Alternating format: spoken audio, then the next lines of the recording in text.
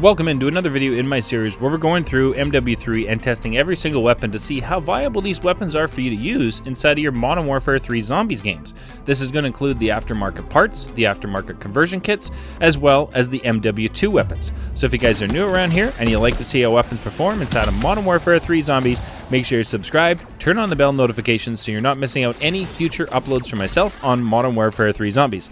As well, down below you will find the link for my streams, and those are live on Mondays and Thursdays, 6 p.m. Pacific, 9 p.m. Eastern Standard Time. The links for that is down in the description. I'd be honored to have you guys come and hang out. I play a ton of custom zombies and other zombie-related games over there, so it'll be tons of fun. Now today, I wanted to find out from you guys down below in the comment section, how are you guys doing in the event, and are you able to collect any of the orange DNA strands, as I am struggling with that. As well, I wanted to find out if any of you demons down here in the comment section have completed the battle pass, as I'm currently sitting at 79% and almost done and excited to finish that up.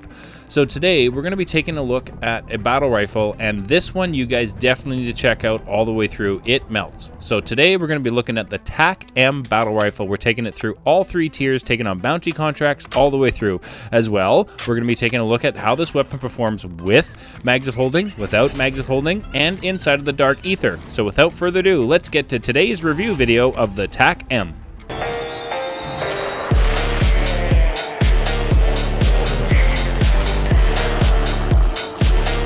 All right, welcome in. I am feeling much better, still a little bit under the weather, fighting off this cold, but so if I sound a little nasally or plugged up during today's voiceover, sorry about that. But welcome in. We're going to be having a look at the TAQ-M battle rifle today, and I'm super excited about this.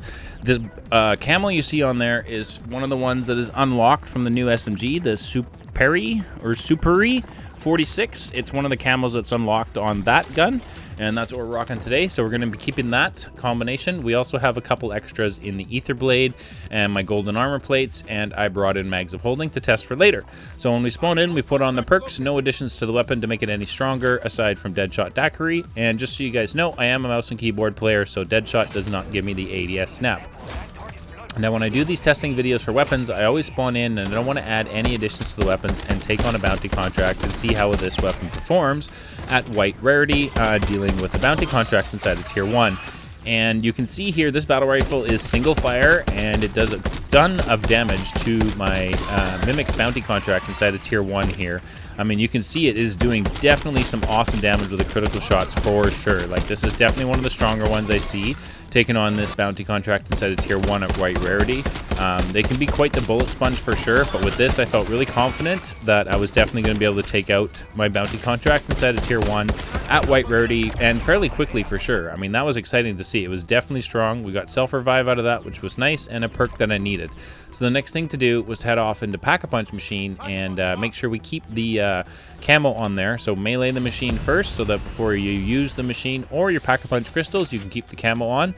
And then it was time to go grab another bounty contract inside of tier 1, being white rarity and only pack 1. And I was not prepared for what happened being pack-a-punched. I did not notice that there was going to be a change to this weapon, so I feel like this would be classified as a hidden ability, but once you pack-a-punch it, it becomes automatic. It is a little slow firing, but it definitely does become automatic, and you can see the damage just is immense. Once we just get to pack-a-punch at white rarity, I was able to make absolutely easy work of that Mimic compared to the first bounty contract of the day. So as seeing this and seeing how it increased in damage, I was excited to push on forward. So it was time to throw on my legendary tool. I didn't bring in an ammo mod with me, so I did jump back into that reward rift and put on cryo freeze, just so you guys know. So we picked up our next bounty contract today inside of tier 1. Oh, I did show it. I wasn't sure if I did. So now we have cryo freeze, legendary at pack 1. It was time to grab our third bounty contract of the day inside of tier 1. And I'm expecting this to be almost a one-shot and completely just delete this Mangler bounty contract inside of tier 1. And I was not disappointed. My aim is, we're going to leave that aside. But when I finally got a critical shot, holy smokes, were we able to just eviscerate that Mangler. At this point, I would really wanted to go into tier 2 and show you guys just how strong this is against a bounty contract inside of tier 2, but I did not want to go to Pack-a-Punch 2 yet. Just want to take it as pack 1 Inside of Tier 2, dealing with a bounty contract, we have Cryo Freeze, Legendary, and Pack-a-Punch 1 on the TAQ-M, and we're off in Tier 2 and grabbed our first bounty contract inside of Tier 2, and we are Pack 1, and we got a Mangler, and just like, wow. I was able to basically strong-arm him in less than 10 bullets, and that's very impressive for Pack-a-Punch 1 inside of Tier 2 on a bounty contract. That is thoroughly impressive. I was excited. Like, this is another one of these weapons that is just absolutely, I hate to say it, but OP right now. Very, very, very strong for sure. So the next thing to do was to go off and get the TAQ-M to the Pack-a-Punch machine, because I wanted to increase the damage rate here and get it to Pack-a-Punch 2 and see if this is going to be an instant delete on a bounty contract inside of Tier 2 being Pack-a-Punch 2, because if that's the case, then it's very exciting times to head into Tier 3 for sure. The bounty contracts inside of Tier 2 today were far and few between. As you can see, the struggle to get to them was real. But we made it over, thank goodness, and picked up that bounty contract before anybody else did. Refilled the ammo before I went and engaged our bounty contract. We have a Disciple inside of Tier 2, and you guys know how I feel about Disciples, but I was feeling incredibly confident with this today, and you can see why. Holy smokes, we just totally destroyed that Disciple. Like, he didn't even stand a chance.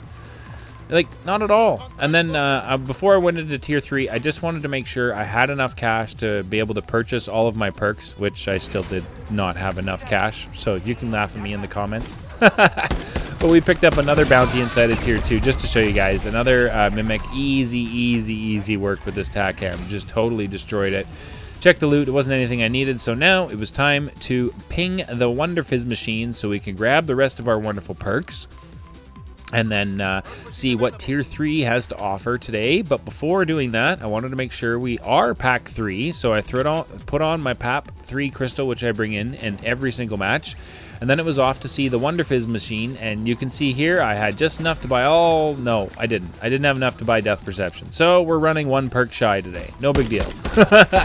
Alright, so I found a Mega Abomination here inside of Tier 3 at the ammo cache, and I wanted to show you guys, like, this is just a standard Mega Abomination, so it's not a bounty contract, but we already were 2/3 done his health right there. This thing is absolutely incredibly strong inside of Tier 3. It destroys that Mega Abomination, not a problem at all. The crowd control inside of Tier 3, the zombies are 1 or 2 taps and they're dead, which is truly awesome. The only thing I feel like some people might not enjoy with this TAQ-M is the fire rate. It's a little bit slow, but it definitely hits hard for sure. And then seeing a cargo contract inside of Tier 3, if you guys have been following along the channel, you know how rare those are for me and how excited I am to be able to pick those up. So I 100% grabbed that cargo contract today, as I wanted to see take advantage of the fact that I was even able to pick up a cargo contract, because in Tier 3 for Season 4, as you all know, Tier 3 has become incredibly busy. And I believe this might have been my first or second cargo contract I've done since Season 4 launched. So I was really excited to go ahead and get this done, which is awesome. And we made our way over here. A big thank you to all of you for the get well comments on the community post I posted when I started feeling ill, so thank you so much for that. I really do appreciate that. It was just heartwarming to see the support and the well wishes for sure. So thank you all for that. Looking forward to get back into it today as well. So this video here I've been wanting to show you guys because this is just so strong. So we completed our cargo contract. We got some good loot in there. We got a sigil, which I was looking for, and a legendary tool, which is always nice to pick up. So then it was time to go off and grab another bounty contract inside of Tier 3, because I was really trying to show you guys this against a Mega Abomination bounty contract, so you can see just how strong and how viable this TAQ-M is for you guys to use inside of your Modern Warfare 3 Zombies games for Season 4. And we got a Mangler, and just look at how strong this is. That's a Mangler bounty contract. I was like 6 shots, I swear, and he was dead. Unfreaking believable. Then I saw a player pleading for help in my match, so the next thing to do, as soon as I finish that contract, is to book it straight over to the player, help them up, make sure they get up. I wasn't sure if he was here, because I couldn't even see him. He was an invisible player. Anyway, he appeared and was good to go, so good to get a player back up on their feet. And now it was time to go off and grab another bounty contract to see if we can get a Mega Abomination bounty contract to spawn in, so I can show you guys how this TAQ-M performs against the Mega Abomination bounty contracts, because this is super strong, and this is one of the weapons I've been using inside of Tier 3 since Season 4 dropped, to just kind of make easy work of Tier 3 and just kind of have a casual run of Tier 3, farming the good stuff, farming the good loots, the good contracts. We picked up our Mega Abomination bounty contract, and I went down to my cheese spot here for the Mega Abominations. It's one of my new ones I've showed you guys. I think it was about a couple weeks ago I showed you this one, but all of your zombies will come at you down here, but the Mega Abominations will not. So this is definitely an awesome cheese spot if you're looking to complete the Mega Abomination contract, and you get it in this location by the ammo cache inside of the warehouse inside of Tier 3. That's where you'll know you come down here by the bridge, by the water, and you can see the Mega Abomination just kind of sits up there. And he won't come down here, but look at the damage. Look at the damage this TAQ-M is doing. Like, holy smokes. The Mega Abomination didn't even know what hit him. Like, it was done. That was like, I swear, 6, 7 shots, Mega Abomination bounty contract complete. Truly unbelievable.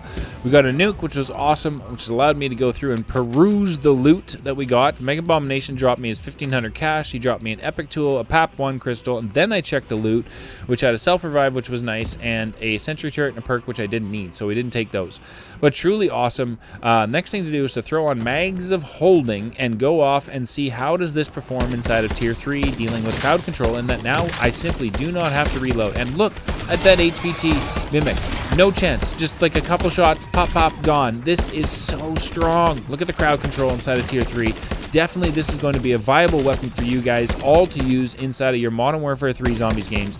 And if you stick through to the end of the video for the build, I feel like with the build that I have put together for this weapon, and using either Epic or Legendary, you will be just fine inside of Tier 3, definitely. So then we had to take on Zhorde, the Guardian of the Arches, and I wanted to show you this fight in particular, because Zhorde, like, I didn't hit a critical shot on Zhorde during this fight. Like, I think I got maybe one, and Zhorde's health just melted off of him. He didn't have a chance. Truly remarkable strength on this TAQ-M. Check the loot from Zhorde. We got an epic tool and 1500 cash again.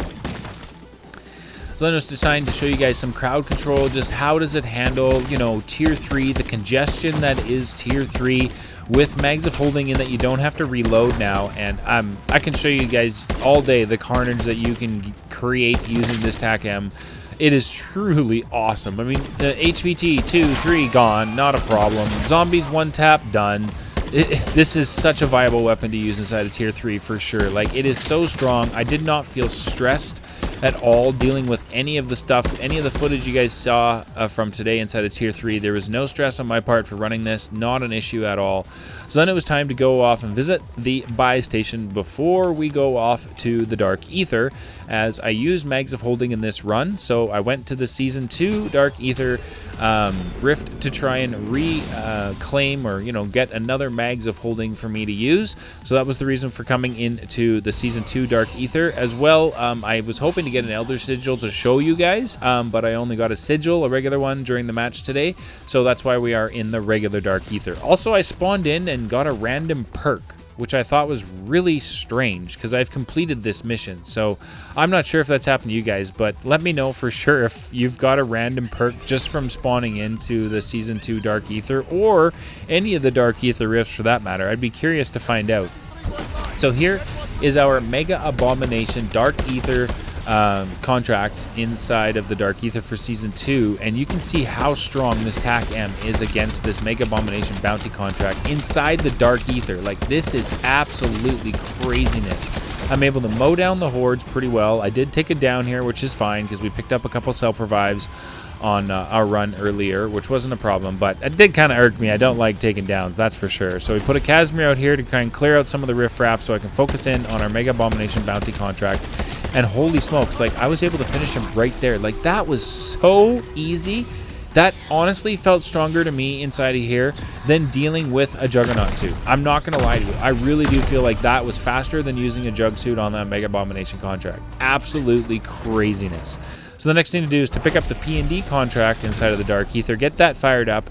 And I just wanted to show you guys, like, this TAQ-M with the mags of holding in the dark ether. Even if you didn't have mags of holding, I'll be honest, this thing is so incredibly strong. You can just kind of walk around in the P&D like I was doing, using your ether blade to keep out some of the riffraff. But right here, you can see I just kind of move forward through the zombies, firing and mowing them all down. Definitely wasn't much of a struggle to handle this P&D contract using this TAQ-M in the dark ether for sure. Like, I felt really confident using this. The manglers that spawned in, disciples that spawned in, they're 1-2 shots gone in the dark ether. Unbelievable strength on the TAQ-M for season 4, 100% for sure. As you can see on screen, I didn't even have to leave the P&D contract to complete it with this weapon. It was just run around through it, not much of an issue at all. I had a lot of riffraff show up at the end when I went to go through the reward rift, of course, and then they just disappeared. I'm not sure where all the zombies went for me right there, but we got blood burner keys, which is okay, but I didn't really need those. Like I said, I came in here purposely to try and grab the mags of holding. Now, I wanted to show you guys how to get the ether reactor contract without a scorcher. So this is the route I take. It's at the back of the shopping center, so you want to parkour up like that, and then I'm just going to show you the whole route so that if anybody's wondering how to go ahead and get this contract without the scorcher, then this is the route you're going to take, and it's fairly simple to do for sure. The only catch-22 is doing the grab onto the roof. Sometimes you'll grab the lip just below it, so just keep trying and you'll be able to get it. But this is definitely the route I take to go ahead and grab this contract that's on top of the, I think it's a shopping mall inside of the Season 2 Dark Ether. So here we are. We're going to go ahead and pick that contract up. There we go. Disable all extractors in the area. So we've got them, and you guys saw me bring in my Casimirs.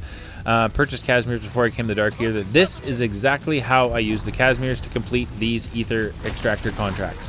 However, the other two, I was having all kinds of issues, and I know this is something I've seen other PC players struggle with. So let me know if you guys are on PC or if this is definitely something that happens for you guys on console too.